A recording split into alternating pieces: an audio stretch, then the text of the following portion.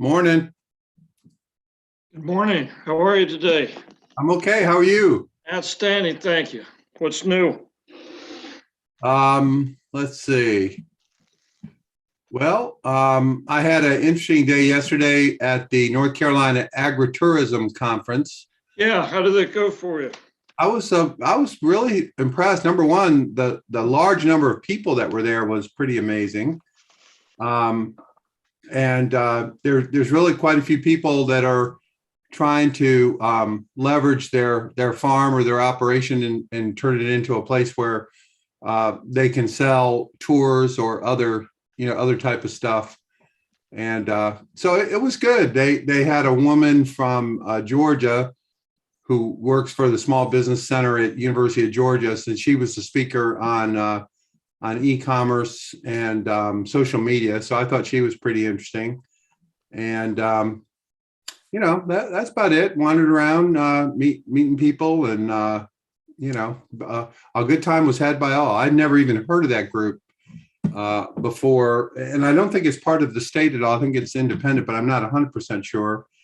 But they had a bunch of vendors who provide value-added products. So they might be prospects for you. Some of these companies might carry your product. I don't know how all that works, but they had quite a bit of food-related, canning and stuff like that. So that was a little bit surprising. And they also had a lot of people who sell things like signage and ways to kind of set your place up, almost like a tour or something. All new to me, so I enjoyed it. And I had also never been to Rocky Mount before, and I was surprised. A couple of things surprised me. One, it was a lot bigger than I thought it was. At least it seemed that way. And the second thing is they had a Hall of Fame on the walls of this. It's called the Rocky Mount Event Center, kind of like a small convention center. And I was just amazed at the people who have Rocky Mount roots. One of them is Herman Boone, who was the coach of T.C. Williams, was featured in the movie Remember the Titans with Denzel Washington playing Herman Boone. And I actually played in those days. I knew a lot of guys who knew him. And so he's from Rocky Mount. And it turned out that before he went to D.C., to T.C. Williams, he was a coach of Williamston High School, which is down east from here. And he won 5 state titles in Williamston in the 60s, which I thought was pretty interesting. So that was pretty cool. And also the guy who wrote "I'm a Girl Watcher," which was the #1 song in 1968, he's also a person from Rocky Mount. So, Hilarious. Yeah, I was amazed that the wall was just full of luminaries, many who I've heard of, and of course many that I had not. But I bet you there was 24 up there featured. So, Yeah, hey, Samantha. Hi, good morning. Yeah, Thelonious Morning. Monk is from Rocky Mount. So, Unbelievable. See, I didn't see his picture up there, but it does not surprise me. yeah. I'm struck by, and my wife is from Pink Hill, which is where we live now. But she told, and I said to her, I said, I'm really amazed at the number of luminaries, if you will, that come from Eastern North Carolina. And she goes, yeah, there's always been a lot of those folks, but they never stay and they never come back. Like, for example, Dominique Wilkins, Hall of Fame NBA player, he's from around here, and he's never been back. As far as I know, I never hear any mention of him at all. So, just interesting dynamics here in Eastern North Carolina. The whole aggregate tourism thing is interesting. We are in the entry of getting into that mostly just to further our branding with the canned products. So we've got an Airbnb that we're in the process of constructing. Oh, cool. Right now. Yeah, should be fun. Yeah, I'll post the link to this group in the chat if I can figure out how to do it. Let's see here. Where is Very excited about this Flavors of Carolina show coming up. I had sent a bunch of targeted emails and I'm getting a very good response off of that. To include several chains. So including Carly C's, Fresh Point, and Harris Teeter are saying they're going to stop by. That's cool. Yeah. When is that? That's coming up, isn't it? Pretty soon. March 7th, Monday, March 7th in Concord. Okay, I was told about that. Maybe I'll try to. Well, I don't know if I can get down there or not, but Monday, March 7th. Yeah, I'm not sure how many people are going to be in class that day. Well, we can just cancel class, and actually, I was invited by Sherry Barefoot to go to that, and I'm not sure I ever even responded to. I may go to that. Stop on by if you come down, or let me know if you're in town. We'll take you to breakfast or lunch or something. No, boy, I appreciate it. All right. Well, hey, Donna. Hey, Kime. How are you? We're good, Dennis. Hope you guys are. Yeah. It looks like spring is going to come despite its best efforts to stay cold. We've seen a lot of greenery. Even the horses have found some grass in the field, which takes a little bit of pressure off getting out there as early as possible with their hay. So I'm happy with that. I was mentioning to those of you who were not on when I was talking to Ray, I went to the North Carolina agritourism event yesterday in Rocky Mount, and I posted the link to the group. It seems to be there's opportunity for all of you to be associated with this group. They're basically farms and value-added producers who are trying to include some level of agritourism with their efforts, and I think there may be opportunities to partner with some of these groups, some of these farms. One of them, which is near Boone, North Carolina, it's called Apple Hill Farm. They did over 2,000 tours last year. They have a llama and alpaca farm outside of Boone, and Banner Elk, I think it is. And then what they did is, because of the pandemic, they also offer tours by Zoom, which they charge for. And apparently that's gone quite well. And one of the things they offer for corporations is invite a llama to your Zoom meeting. And they somehow put the llama into the meeting, which is probably a big improvement for a lot of those. Maybe we should invite the llama here someday. But I was just really impressed with the level of effort and attention to attracting people to their facility, to their farms, and so forth. So it's the North Carolina Agritourism network. It's what North Carolina Agritourism Network. So I put it in the chat, and I encourage everyone to take a look. It might be worth a shot here. In fact, I'm going to share my screen here, so I might as well let me share that, and you can see it. Okay. Yeah, so this is their website, which I've linked, and let's see. I thought they had a membership list, but maybe not. Anyway, I was 200 members strong supposedly, and I was just struck by they all seem to have shops where they sell stuff. So that's just something that.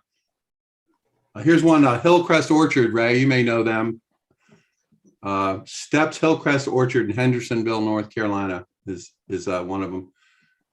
So I may have met them. Yeah. So anyway, I thought it was pretty cool. Okay. So today we're gonna watch a video, and I'm always a hyper. I realize that, but in the circles I travel in, this particular video is considered, if not the best, one of the best of its type, which is basically how to find a product market fit. And frankly, this is the real problem for all of us, truthfully. And until this is really nailed, solved, it's going to be a struggle as you trying to figure out what product to what market. How do I brand it? How do I make it look? All that kind of stuff. So I'll just point out that that this one has a lot of attention, and it's from the guy. I don't know if any of you guys remember Weebly. It was a website maker. So this is the guy who founded Weebly, and his story of how he grew that and how he found the market for his product. And so we'll take a look at that. It's a little long, so we may skip a little bit, but we'll kind of play it by ear. And so with no further ado, meet David Rosenko. So our next speaker and I have something common. We both started businesses to allow people to create websites. The difference is that David's business was massively successful. David Rosenko is the founder of Weebly, which earlier this year sold to Square, and he's going to give us a talk about how Weebly found product market fit. Thanks. Thanks, Jeff. I'm really happy to be here. I'm actually very impressed with how full the room is, given it's right after Burning Man. Did anyone go this year? Oh, not too many attendees. All right, we got one over there. Okay, so just by a quick way introduction, a little bit by myself. If you haven't heard of Weebly, Weebly is an easy way for entrepreneurs to build a website or an online store. Before Weebly got started, the only way to do that was to learn to code yourself. And now there are plenty of tools and services to allow you to drag and drop and build a site. I wrote the first line of code in February 2016, so a little over 12 years ago now. Grew the company to 50 million users and around 350 employees. Sold to Square in May of this year for 365 million.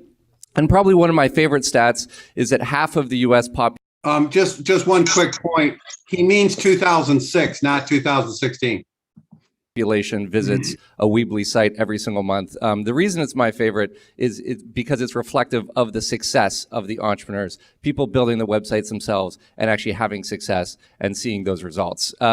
So I'm here to talk to you today about how to find product market fit. It's the top problem that anyone deals with.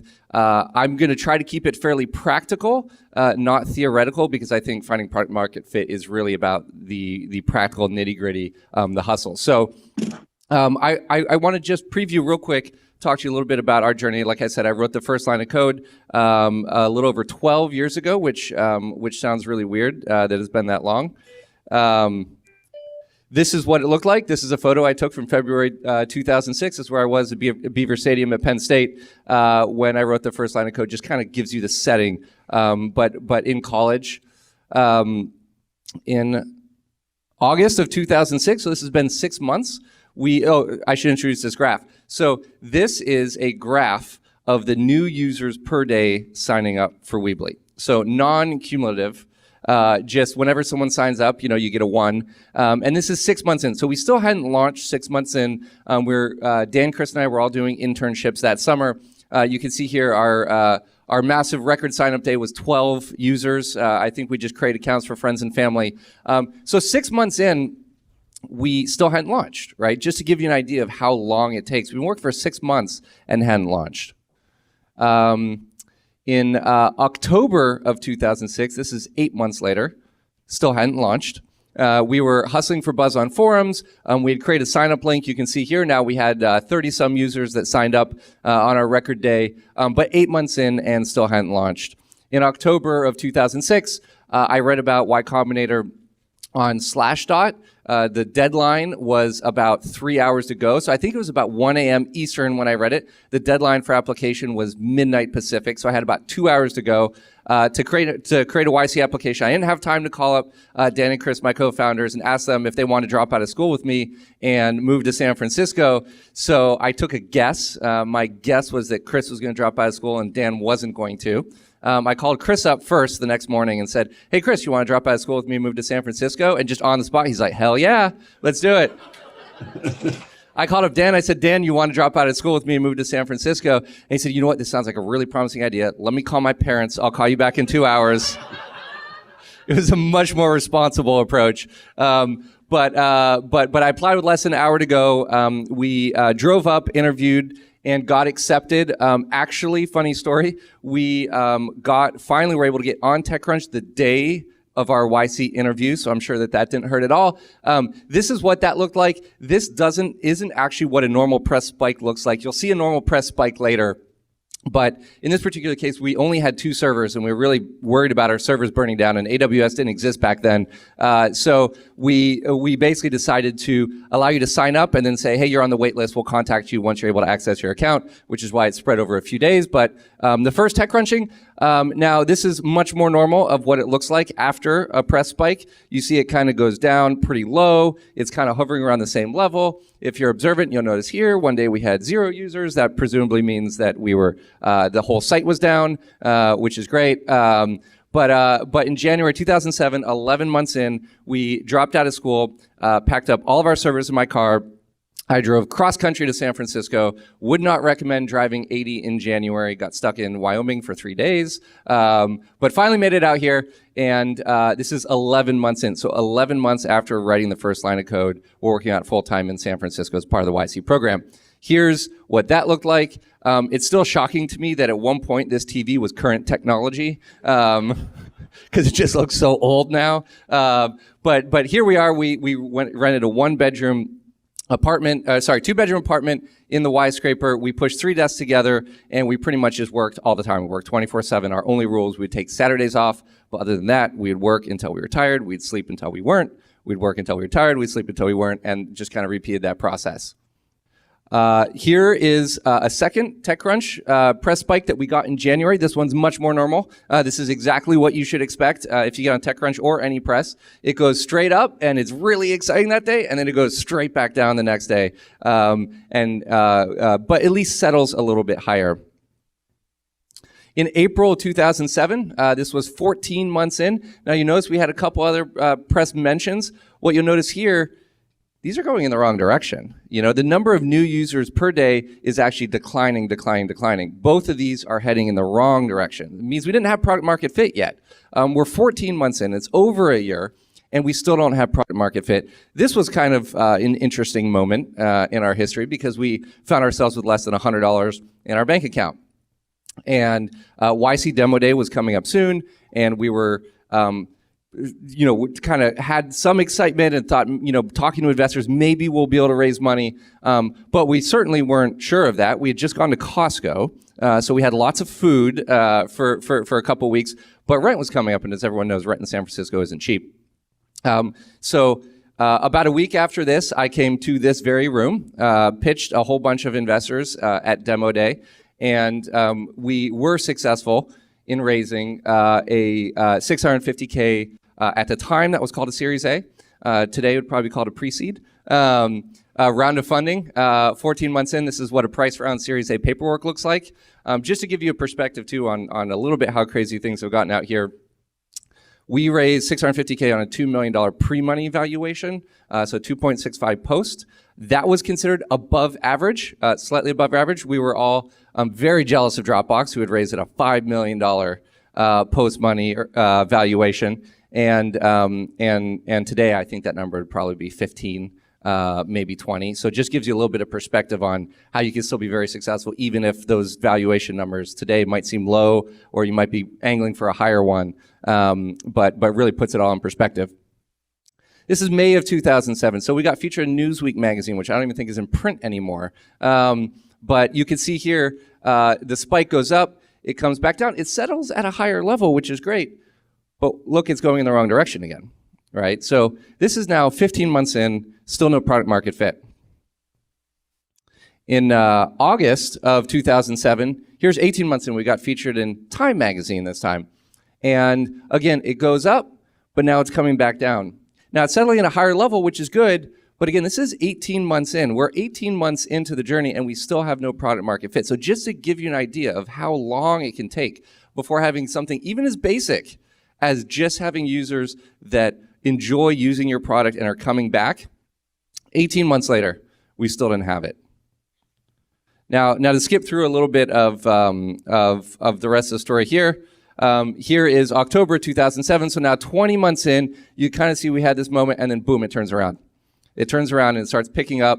And now all of a sudden you can see every single day we're getting almost 1,000 people coming to our front door, which is more than we were getting featured in Newsweek magazine or on TechCrunch. First real traction that we got. Fast forward again, February 2010, 4 years in, and now you can see we're off to the races. So I wanted to give you a little bit of snapshot of what it looked like for us to get product market fit in the early days before diving into some of the basics. So let's start with a definition on what is product market fit. So you've probably all heard Y Combinator's mantra, which is, there we go, make something people want. Actually, if I was to modify this, I would say make something a lot of people want, because that incorporates a little bit about the market, but we'll talk about that. So first we'll go over the stages of a company. So obviously you start off with, I have an idea, and everything is really exciting and you're telling all your friends about the idea. This is the very birth of a company. Let's go through some of the phases. So this is roughly all of the phases of a company. It starts with idea, you get to prototype phase, you then get to launch, traction, monetization, and growth. I put monetization after traction because oftentimes that's the way it goes. And actually going from launch and getting to traction is product market fit. Monetization is actually a much easier problem than product market fit. This is sort of the initial product market fit search. Initial product market fit search is between idea and traction. So getting from idea to traction is probably the hardest thing and the thing that kills the most companies. All right, here we go. One thing not to forget is that when you're in this phase too, you're still refining product market fit. A lot of companies forget that. They get so focused on scaling and so focused on continuing to grow the business, and they completely forget that you're still refining and still building product market fit at this stage. So really important not to forget this. All right, so what are the hardest things at a startup? And I'm convinced that there's basically only two hard things. Number one is finding product market fit. It's really, really, really hard. Most companies will not be able to find product market fit. It's incredibly challenging. Number two is hiring and building a world-class team. That is also incredibly challenging. It's very unintuitive, and it's very, very difficult to sort of grow through that rapid growth phase and to emerge on the other side with sort of an enduring, long-lasting company and culture. Making money, I put as a very distant third. It is usually a lot harder to build a product that a lot of people really, really want than it is to figure out how to make money from that product. So I would say that's usually a distant third. You could have lots of ideas on how to make money. I would say definitely try to make money, experiment, learn, but it's a lot easier to figure out how to make money if you've already got people hooked. And then the fourth one, and we won't cover this too much, but to scale to a really big, long enduring company, you need to build an organization that scalably and repeatedly launches great products. And that's really, really hard because it's not just going to be about the founders anymore. It's about the organization doing so scalably and repeatably. One other sidebar is that the best companies will create a market. So if you look at sort of what Weebly's done, if you look at what Airbnb's done, if you look at what Dropbox has done, all companies have. Just to take a second here. So here we are with category design. Okay, we're creating a new category. When he uses the word create a market, but you're really talking about creating a new category. Created their own market. I say this because by definition here, market research is not going to help. Market research is research on existing markets, right? And you're going to create a new market. So how do you do that? What does that look like?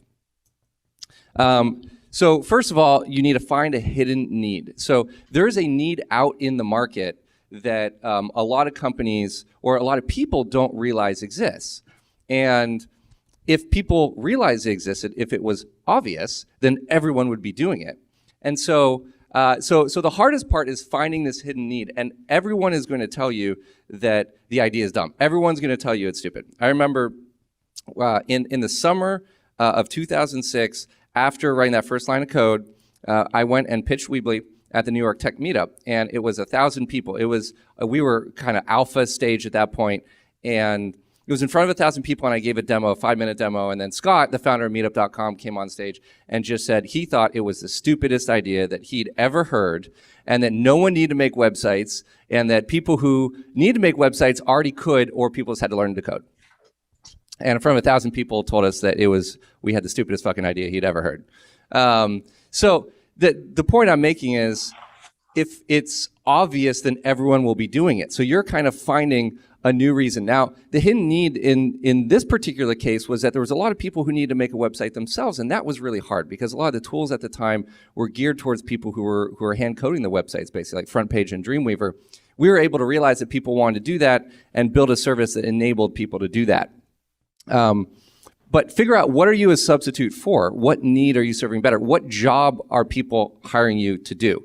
If you know the Jobs to Be Done book and framework, that's really helpful to think about, what are people trying to do? People aren't trying to make a website.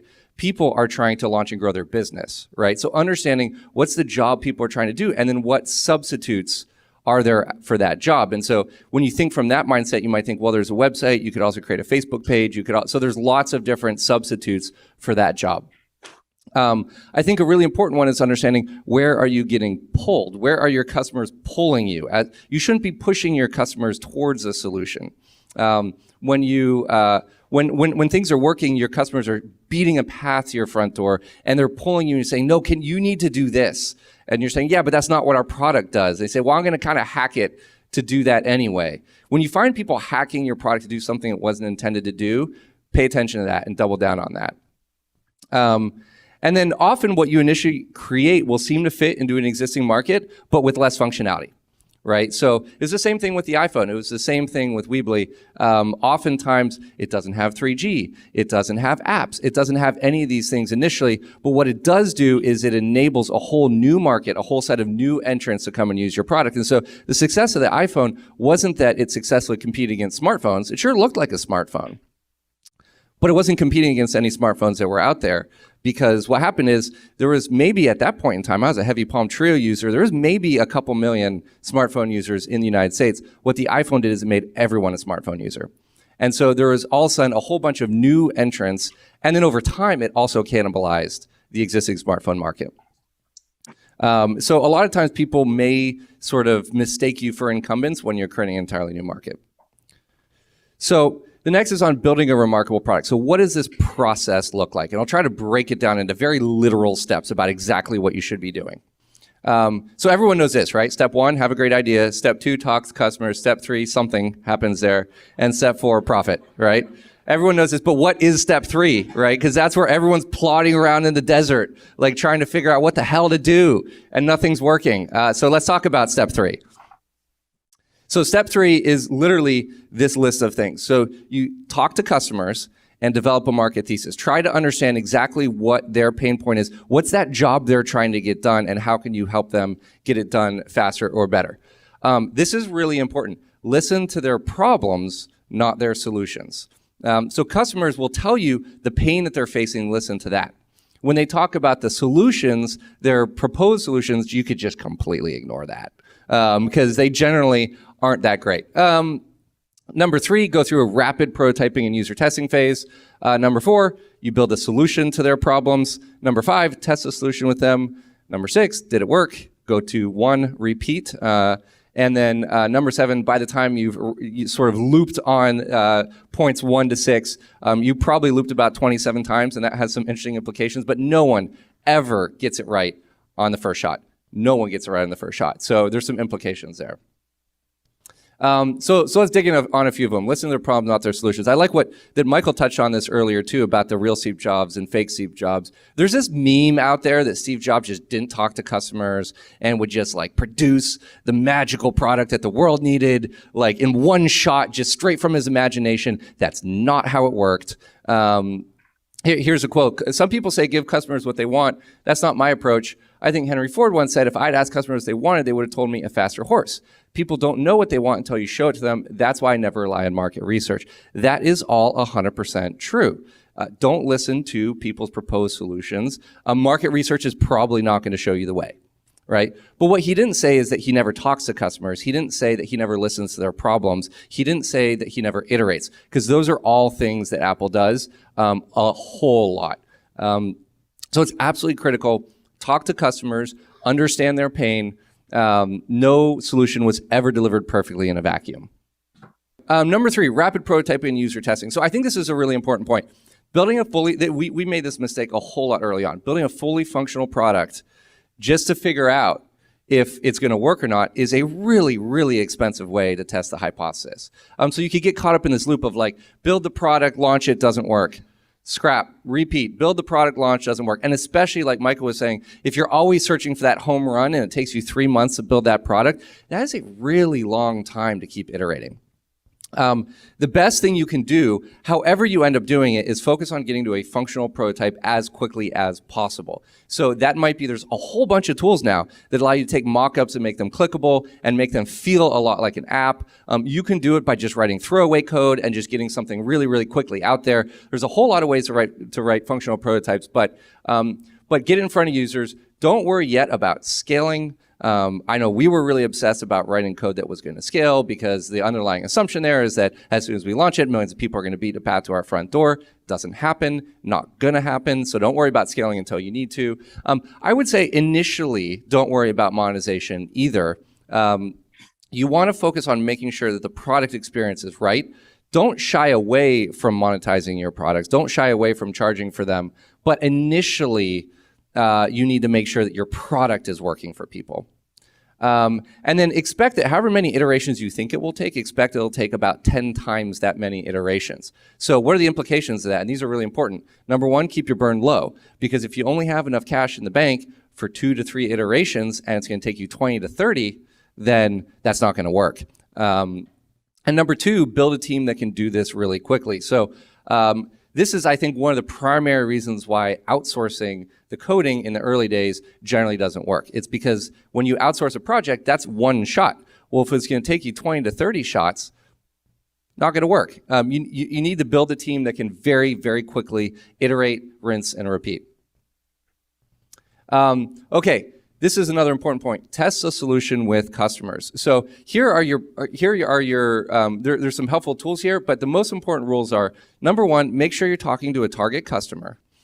So it's not helpful to just talk to anyone. Make sure it's the one you're targeting, but make sure. Just to take a second here, he's starting off with talking to your target customers, but keep in mind that could also be existing customers. It doesn't have to be a hypothetical target, because you may be wrong on who your target customer is. It may not turn out to be your actual tribe.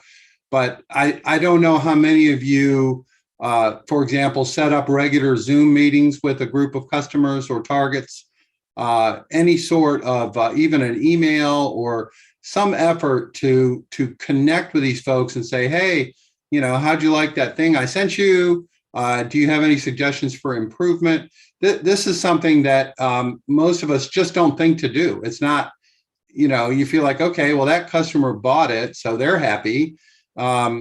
Let's focus on getting more new ones. I don't know if that's true for you all, but it's a very common trap. And so he's talking about talking to customers, the target customers. I also add to that, talk to your existing customers. And the other thing you can do when you talk to existing customers is you can offer them incentives to talk to you and to give you insight, whether it's a drawing for a free product or whatever. It doesn't have to be a big deal, but I think we underuse that method and that process when really it should be a big part of what you do at least every week, in my opinion. Sure that you are super flexible on changing your view on who those target customers are. So when you talk to someone and it seems like, hey, this isn't my target customer, but then all of a sudden there's a whole bunch of them showing up and they're hacking and doing really interesting things with your product, you should pay attention to that and potentially change who your target customer is. Number 2, don't overthink it.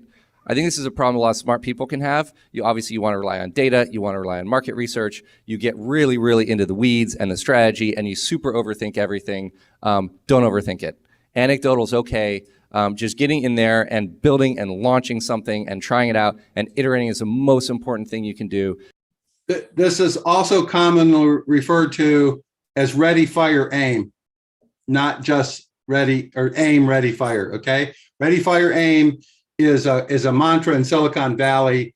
And he's also talking about iterating over and over, rinse and repeat. He used the words of trying stuff, and if it didn't work, keep going. So there's a bias toward action as opposed to analysis. Doing all of your homework, all of your research, looking at the market, looking at the strategy. It's going to be the perfect strategy. It's going to be the perfect strategy, but no one's going to use your product. So don't overthink it. Here are basically 3 tools. I think these are probably the only 3 that you need. Number 1, customer interviews. You probably need about 5 to 10 of these. So basically what this is it's talking to a customer probably for about an hour, maybe a little bit longer, whether it's on the phone or going into their place of business, or going to where they are and just understanding everything about what motivates them, what their problems are, what their pain is, and just getting that qualitative view of like what they're experiencing. Number 2, UX testing sessions. You only need about 3 to 5 of these. And we'll go over how to run a good UX testing session, I think, on the next slide. Number 3, metrics. So metrics are obviously really important. Tracking the right metrics is really important. The one thing I'll say is you'll never have as large of a sample size as you want. Even at Weebly scale today, we still sometimes have difficulty with getting statistical significance for some of our tests. Be very careful about telling too many stories with your metrics that maybe aren't supported by the statistical significance. So you'll oftentimes find this. There'll be blogs writing about an A/B test and how you change the color from red to blue and it increased conversions by 27%. And it's like, oh yeah, how many people ran? Oh yeah, there were 17 people that ran through your test. Like, I'm not sure that I would pay attention to that. Okay, UX testing sessions. I think these are the most important thing that you can do. Sorry to keep interrupting, but I would compare this to your packaging and your branding if you're a product. As opposed to the user interface of your website, which is also important, don't get me wrong. But what he's talking about here is people as they experience your product. And in many of yours cases, it's an actual physical product. This is a web service, so it's a little bit of a different animal. So I would just substitute branding, labels, product look and feel, that kind of thing. It's really, really simple, but it can be really painful. Number 1, get someone to use your product or service in front of you in person, whether that's on your phone, whether that's sitting in front of a laptop or desktop, get them to use it. Number 2, encourage them to give open and honest feedback. They will not want to give you open and honest feedback because it feels awkward telling someone that their baby is ugly. But you have to try your best to encourage open and honest feedback. Number 3, ask them to perform a task. You are not allowed to touch the phone or keyboard. You are not allowed to do anything once you tell them to perform the task. Number 4, and this is most difficult, do not say anything. It's really, really, really hard. You will go through extreme agony as they struggle to figure out how the hell to do something really basic, like sign up for your app. And you'll go through all this pain, and it'll probably take them 2 to 3 minutes, and you'll get this visceral gut feeling. You are not allowed to touch or tell them to do anything until they successfully complete the task, even when they ask for your help. It's really, really hard. You only need 3 to 5 testing sessions. I think you really only need 3 to be able to tell the most critical and important UX bugs, if you will, that you have. I'll tell you one story on this. We were about to launch a homepage once, and we wanted to get those sign-up form fields down to as few as possible to reduce the friction of signing up to Weebly. And so we figured, well, you don't really need confirm password, so we got rid of that one. And in fact, you don't really need to confirm your email, which used to be a thing. And so we figured, well, we could just ask for email and password. That'll be enough. And in the off case someone mistypes their password, then just reset to their email. And in the chance that someone mistypes both their email and their password, then I guess they're gonna have to create a new account. But that's not that big of a deal. So we put the sign up form, and it said sign up here in probably like 100-point font. And then it had 2 fields. It said email address, password. and we're about to launch it, but we had the practice of doing this before we launch anything. And so I got a couple people down, they were just friends, and I sat in front of the laptop and said, sign up. And these were tech people. And about 45 seconds later, it turns out I don't know how to sign up. How do you not know how to sign up? It says sign up here in a 100-point font. Like, what the hell's going on? Another side point, people don't read. So and I said, well, why don't you know how to sign up? It's right here. And they said, oh, that makes so much sense. Well, I just didn't look at that because I assumed email password as a login form, obviously. So it wasn't a sign up form, it was a login form. So we added a gratuitous field that just says your name so that we could have 3 fields, and all of a sudden people saw it as a sign up form, which is incredible. This is the kind of thing we would have never discovered if we hadn't done UX testing. So I would recommend doing it all the time for everything you launch. You don't need that many sessions. Okay, here's another question that comes up. When should we launch? There's this whole minimum viable product, which I think is, a lot of the thinking is good. It's new since we launched, but I don't really like the word viable because it's kind of insinuating that you're going to put just the least crappy thing you can out there. I much prefer the word remarkable. So minimum remarkable product. The product that is the least you can build to be remarkable.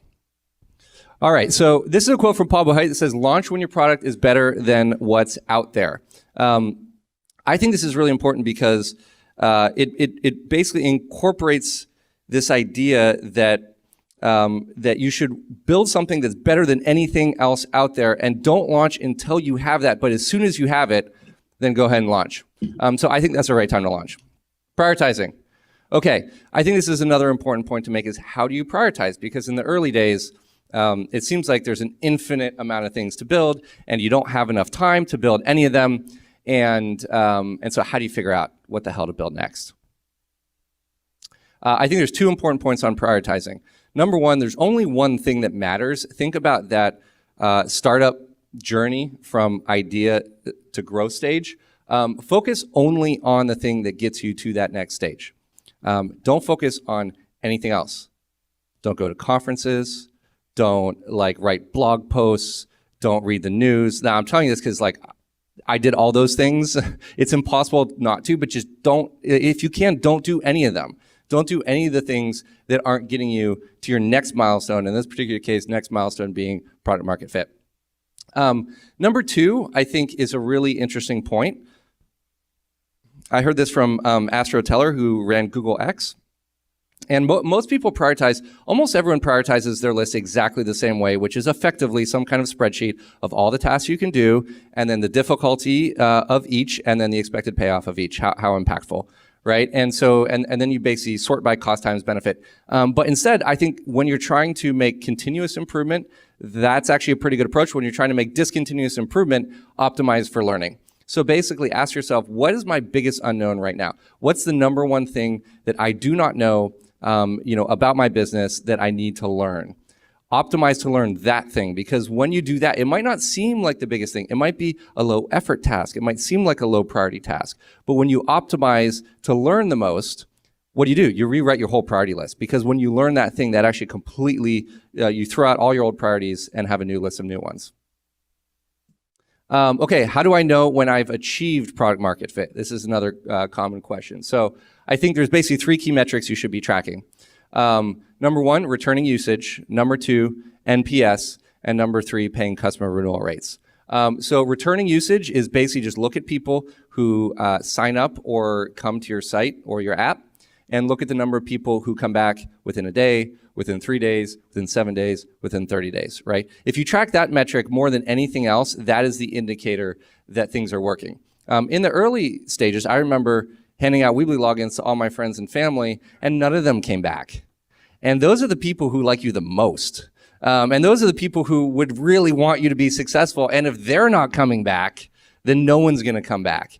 And so I think number 1, tracking return usage is really important. Number 2, track NPS. There's all kinds of tools to do this now. Your NPS, some people say 40, I think about 50. If it's above 50, then you probably achieve product market fit.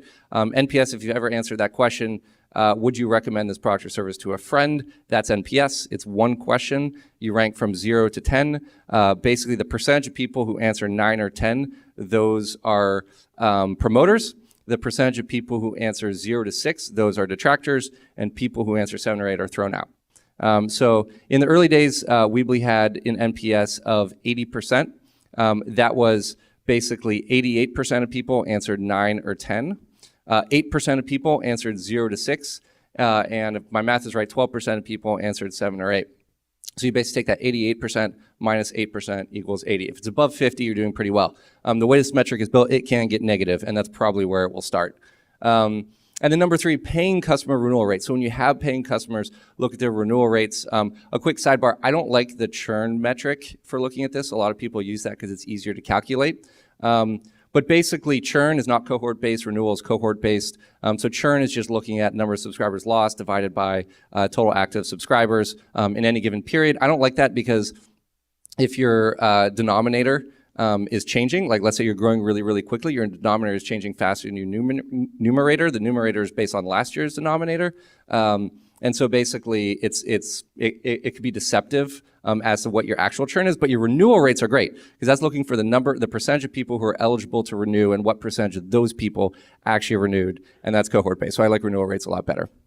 All right, next, metrics that aren't included. So number 1 metric that is not included is signups. This is something that was not very well understood when we got started. I would not pay that much attention to signups. I would pay a lot of attention to active users.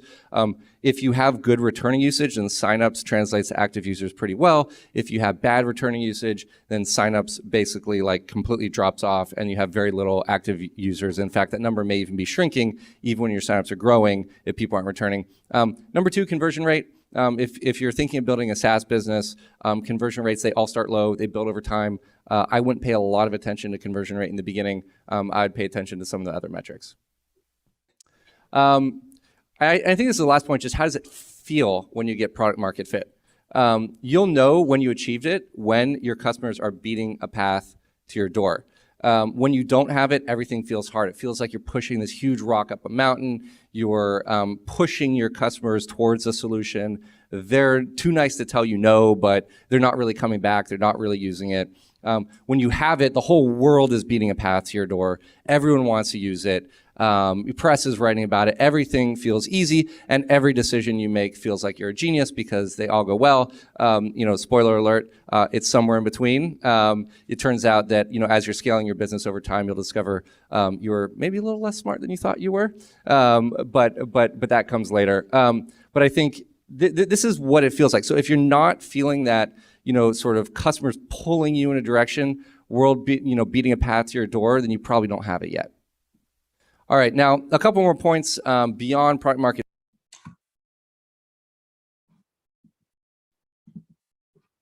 Okay, I'm gonna stop there, and we'll watch the rest of that.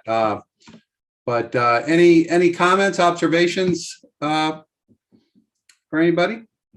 Question, what is NPS? That is your net positive score. And you can Google it. There's a variety of methods that you can get that number. I think it's a form you can put on your website, not 100% sure.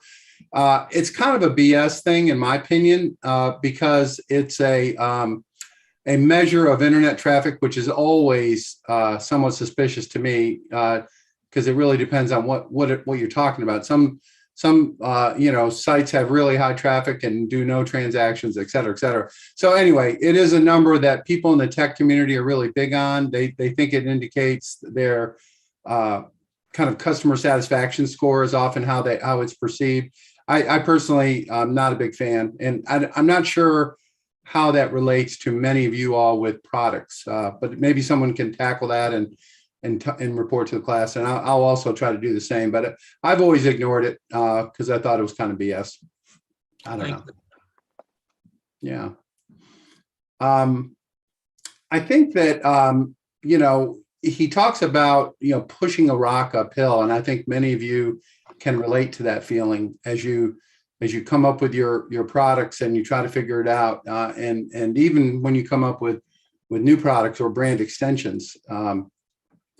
it's just it's a really good indicator of really, are you done figuring out product market fit? Many of us tend to offer something that we ourselves might like, or we think is in keeping with kind of why we're doing what we're doing, and but that doesn't necessarily map to your user or your customer or even your prospects, right? So just think about that in terms of how hard is it what you're doing? Is it getting easier? Is it getting harder? All of those are indicators of product market fit, and it's not foolproof. There may be some things where it's really, really hard, but at the end of the day, it's such a breakthrough that, boom, all of a sudden, it's really easy. So I'm not trying to overgeneralize, but or overgeneralize, that word doesn't make any sense.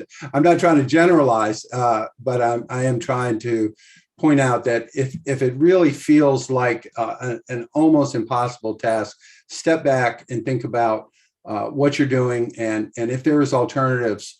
And I'm terrible. I mean, I've done 8 startups. I cannot tell you how many iterations of different things I've gone through in my business career, and many times finding success where I had literally no idea. I never would have guessed that was the answer. It's just been my experience that you have to have the discipline to try to make your life. You don't have to feel like you're going through the fires of hell every single day in order to be successful in businesses. It actually is the opposite of that. You want to find a glide path. I call it a glide path that you're moving in the right direction. You're in accordance with your why and your values, and you have found your people, your tribe, your group of customers, whatever the right euphemism you want to use to explain that. So that we'll talk more about that. That's a really important thing. So tomorrow we finally have Andy Kurtz scheduled. He is like the most popular packaging branding guy in the country right now. He's on such incredible demand, but he still remembers when we liked him when no one else even knew he existed. So at least for a couple more classes, I might be able to convince him to be a guest speaker. So he's coming tomorrow. Have all your questions about packaging, about sustainability, anything you want to know about how retailers think about their shelves and how they position products. Andy is your man. He's with Buttermilk Creative. If you want to look him up, he's was the guy at Fresh Market who did a lot of the store planning and the shelf planning and the branding. So he's a sweet guy. He's a really nice guy, and I think everyone who hasn't seen him before will really enjoy it. And I've been waiting for him to respond. This will kick off. We'll now kind of move toward branding a little more fully. And Grant will. I'm gonna post the video that we were just watching to our page so you can find it. It's an hour long. This guy from Weebly. There's a lot of good stuff in there, but I'm not 100% sure we're going to get to that second half anytime soon. I wanted him to cover the product market fit, which we just got to, and some of the other stuff is really good, and it's a great resource. You should know about it. It is on YouTube. It's in the Y Combinator YouTube page, Startup School it's called, but Grant will put that link up as well so that you have access to it. So tomorrow will be Andy Kurtz from Buttermilk Creative, and we also have on our YouTube channel, we have some of his previous visits to the class. If you want to take a look at those to get some idea what he's talking about, he is he's really involved with a new consumer product goods company. That's kind of what he does, and he works on a nationwide basis. He's really one of the best guys in that field. So he's also really familiar with kind of what's hot right now, or what products are doing well, and what kind of positioning is doing well. So I don't want to oversell him, but he's a good resource, and he likes all of us, and I think some of you may well consider hiring him for some of your work, packaging or branding, and hopefully that will be the outcome, because I used him. I was a client of his. That's how I got to know him several years ago, and he's just amazing how good he is and how he stands out, and he operates out of his house in Greensboro. So he's a cool dude, and he's been here to the farm. His son loves our horses and all that kind of stuff. So we're pretty good friends as well. So I'm excited that he still has time on his dance card for us. So that'll be tomorrow.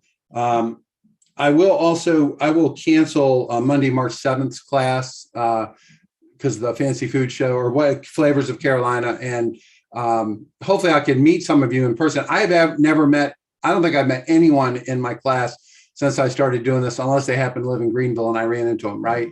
So if you all are going to be there, I'm going to make an effort to get there. If Sherry Barefoot will let me come without paying hundreds of dollars, I will. And hopefully I'll see everyone there. So I did want to let you know that. One other weird thing is you're going to see on the calendar, February 24th, I think it is. And I've got it on our calendar and our schedule. There is a webinar. It actually starts at 10 a.m., not 9:30. I'm not the guy putting it on. It's the Economic Development Partnership of North Carolina, EDPNC, is putting on a webinar about selling your product overseas.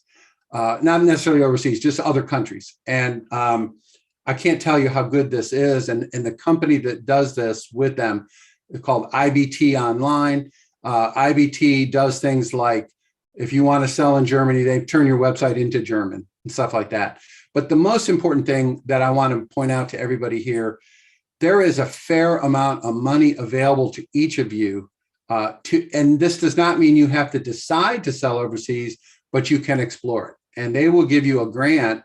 Last year, it was as much as $48,000. I don't know if it's still that high, but it's a pretty significant amount of money for you to explore this possibility. And so I think that's what I like about it, the idea that you can get funding from EDPNC.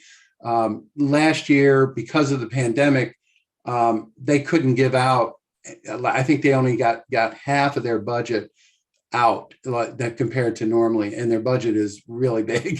So it is an opportunity to give some thought. It may be as simple. Nothing is simple, but Canada, Mexico is one thing. China's another, Western Europe, et cetera, but it's a really good opportunity. So if you go on the calendar and click on the link there, you can register for the webinar. It's free. So I would encourage everybody to do that. That's going to be our class that day. And the reason I'm doing that is because we've had EDPNC on before in our class. But this is this is the process that they follow. So in this webinar, not only do you hear from EDPNC, which is good, but you also hear from the people who actually do the work. So it saves a whole step in the process, and you all can ask questions and kind of see, okay, so I get money from EDPNC, then what? And this company, IBT Online, which is out of Florida, we'll answer those questions. We'll show you how that works.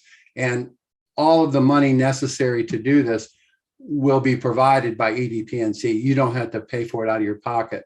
The other thing is the lessons that you'll learn, the stuff that you learn actually applies even to your existing markets, right? Existing website usage, all that kind of stuff. So it's a really valuable webinar. And I haven't asked them if I can do this, but if you register, you're in anyway. I don't know if I can share the screen of a Zoom with a Zoom. Every time I try that, it doesn't work. The sound never works. So you have to register for it. And I'll post it on the Facebook page, the link to it, just make sure we don't miss that. But that's February 24th, I believe. So that's something to keep in mind as well. Any questions or thoughts at this point? Well, thank you all for your attention and this a lot of the startup material and growth stuff is really written or produced for the tech community, unfortunately. So sometimes it's a little hard to translate it if you're not, quote, a tech company. But a lot of the basic stuff is really helpful if you can get to the gist of it, which is really what I'm trying to do with some of these videos, even though it seems like it's oriented to another population. The same things are true. And especially in our case, many of you are trying to sell stuff online. You're trying to develop that that side of things. So I would argue you're kind of a tech company, also a food tech company. So that's why we have these resources, and and if any of you all have anything, questions or concerns, or want to chat with me with anything, don't hesitate. I'm happy to, if you want me to look at your website, you want me to give you my 2 cents worth on something, anytime. I'm particularly now that you're going to learn branding, I'm going to warn you that I'm going to be looking for, what is your positioning statement? What does your brand stand for? All these questions are going to become pointed, because it's something you really have to nail to get traction online, in my opinion, and everywhere. So, all right, enough of my lecture. So we'll